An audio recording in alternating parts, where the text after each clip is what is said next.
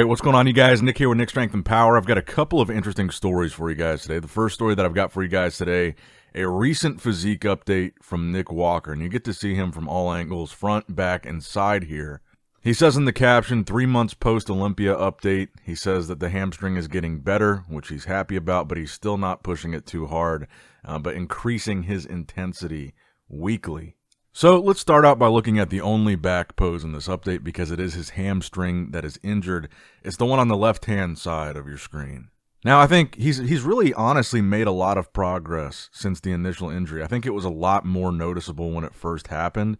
But when you look at it here, I mean, you can kind of see a slight size difference between the two legs from left to right. The injured leg does look slightly smaller, but compared to how it used to look, with all the swelling and redness and inflammation that he used to have in that area, it definitely looks like it is getting better. But you can see the imbalance from left to right. It is slightly smaller looking. But overall, it does look like he's recovering well. And I think that it's not going to be something that's going to be a career-defining injury for him, other than him having to sit out the Olympia this past year. I think this is going to be something he's able to come back from, as long as he takes his time and doesn't re-injure it, which it looks like is exactly what he's doing. Now, the other thing here, of course, every time Nick Walker posts an update, and we get closer and closer to the Arnold Classic, there's all these comments. Are you going to do the Arnold? Are you going to jump in at the last minute? I think Nick has made it pretty explicitly clear he's not going to be doing the Arnold. And I think you can see that in his physique here. While obviously he still looks really good, he looks bigger. And he looks a little bit less lean than when we saw him like at the end of 2023 post-Olympia, when he was still doing guest posings and posting pretty regular physique updates. He was a lot more crisp and a lot sharper and appeared to be more lean than he is here. So if he were doing the Arnold, I don't think he'd be going in the opposite direction conditioning-wise. And while we still don't know which show he plans on doing, if he does plan on doing one, because he will have to re-qualify for the Olympia this year, we know that much. And there's been a lot of discussion about him receiving a special invitation. And honestly, I do think he's going to get offered, at least offered a special invitation. Whether or not he accepts it and still tries to qualify on his own, I guess is another story. But personally, I think he meets the criteria of deserving one. I mean, we already know he's a top Olympia caliber bodybuilder. He had to sit out of the Olympia and hence missed his opportunity to re-qualify at the Olympia for this Olympia due to a circumstance that's outside of his control. I think that should really be the criteria for a special invitation, in addition to, you know, inviting back a Flex Wheeler or a Kevin Levrone or like an old bodybuilding legend to come compete.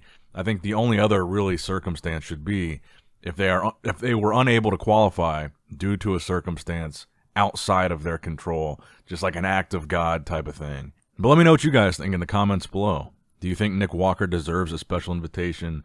And do you think he will get one? And if he does, do you think he'll accept?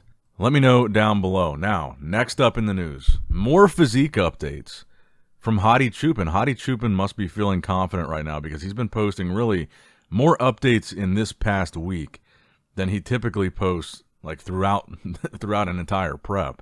And in this latest video, which was posted to his story, I want to point out the same thing that I said about the last pictures that we got from Hadi, which were also story posts, is not only the conditioning that Hadi has here, the shape that he's in, the detail that he's showing, but what's so good about Hadi is look how full and big he is with that conditioning.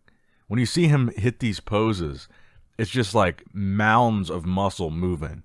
He doesn't look flat. He doesn't look deflated. He doesn't look over-dieted, but he's in that crazy, gnarly conditioning at now under 5 weeks out. But still, full, round, big. That's kind of Hadi's superpower, in a sense.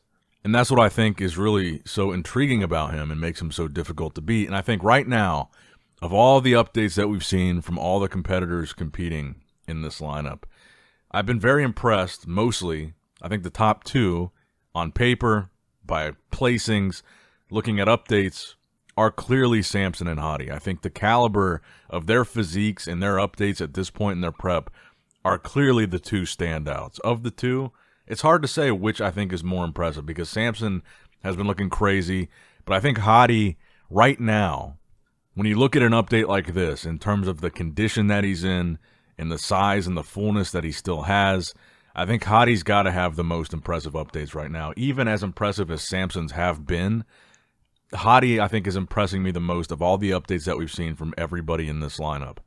And yes, while Samson is able to rapidly improve, he's never beaten Hadi before, ever.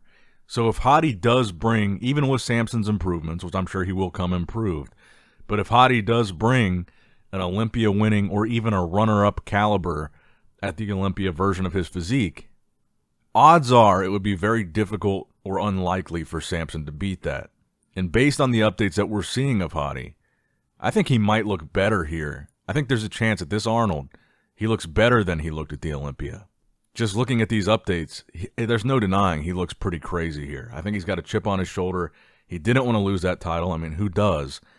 And I think the reason he's doing these Arnolds is to prove a point. I don't think he's coming here to pick up a check. I don't think he's coming here looking for a quote-unquote easy win. I think he's coming here to slam the door shut and try to remind people how good he is. And I think there's a good probability that he could also win both, the US and the UK. Now, next up in the news, I'll use this as kind of a segue to talk about the Neckzilla recent update. Rubiel mascara. There's been a lot of talk about Rubiel. He made a really good impression at the Prague Pro, where he made his pro debut.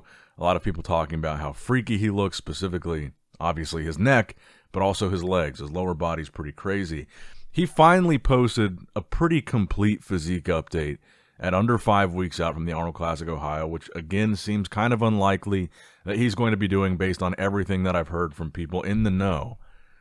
And when you look at this update directly after looking at Hadi's, I think you might have the same opinion as me that he doesn't look like he's 5 weeks out here. I mean, even when you look at some of Samson's recent updates, James Hollingshead, Justin Rodriguez, some of these other guys that we've talked about in recent videos, when you look at Rubiel, particularly if you look at his upper body, I feel like you see a lot of smoothness in his upper body. There's not like these deep cuts. He doesn't have really deep separated abs. But just looking at these updates, he doesn't look like he's at the same point in his prep. And again, Hadi is a little bit of an extreme comparison because Hadi's the most conditioned guy. But when you just saw that update from Hadi, when you see the updates from Samson, when you see the updates from Justin or James Hollingshead or even John De La Rosa, they all appear to be much further in conditioning and sharper and more detailed at 5 weeks out than Rubiel is. So this would make him 7 weeks out if he is doing the Arnold Classic UK and not the US.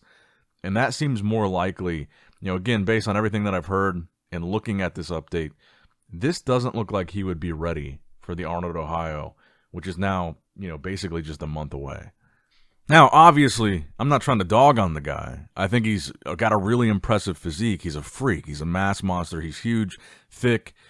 But just looking at these other updates that we've seen from guys that are doing the Ohio, to me, Rubiel doesn't look to be in the same place as they are. But let me know what you guys think in the comments down below. Do you think he's going to be at the Arnold Ohio? Do you think he looks ready here? What do you think?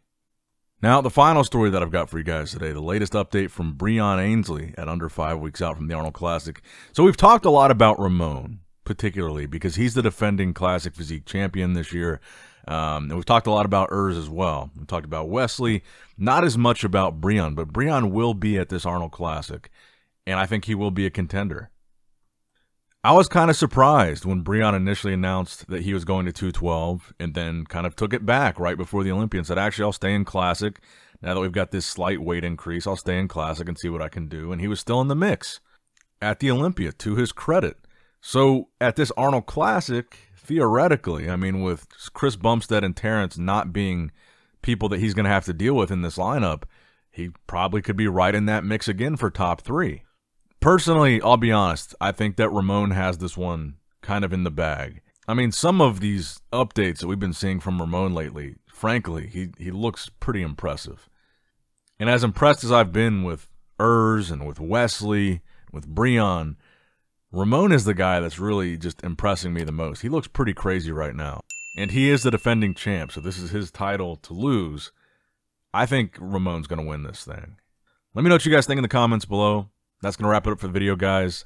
Like, comment, subscribe, click that bell notification icon, all that good stuff. And as always, I love you guys. Appreciate you guys. Nick, Strength, and Power. Signing out. All right, guys, don't forget to click that like button and subscribe to this channel if you enjoy the content. Also, check out my Instagram at NickStrengthPower. My Facebook page, which is simply Nick Strength and Power. My secondary YouTube channel, Nick Strength and Vlogs, for vlogs and bonus content that you will not see on this channel. And consider subscribing to my third YouTube channel, Nick Strength and Pokemon, which is all things Pokemon and trading card games, completely unrelated to this channel. So if you're into that, give that one a look. And all links to merchandise and social media will be in the description box below. If you guys want a Nick Strength and Power t-shirt, that will be in the Shopify link below. Have a great day.